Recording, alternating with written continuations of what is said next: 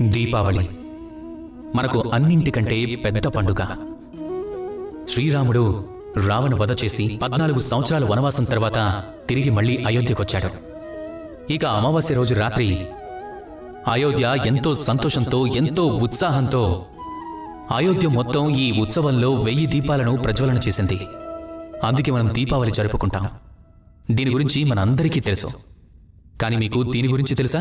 శ్రీరాముడు వాస్తవానికి అయోధ్యకు అమావాస్యకి ఒక రోజు ముందే చేరుకున్నాడు.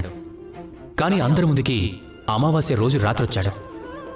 కారణం ఏమిటి? అక్కడ రాముడు చూపించాలనుకున్నది ఏమిటంటే, ఏ సమయమైనా సరే, రోజైనా రాత్రైనా శుభం అశుభం అనేవి ఉండదు. శుభం అశుభం అనేవి కేవలం మనుషుల ఆలోచనల్లో, ఆలోచన విధానంలో, వారి ఎంపికల్లో, వారి పనుల్లో ఉంటుంది. స్వయంగా మీరే చూడండి. శ్రీరాముడు శుభకార్యం చేసి తిరిగొచ్చాడు. అమావాస్య లాంటి ఒక గాఢమైన రాత్రిని కూడా దీపావళి పండుగగా మార్చేశాడు.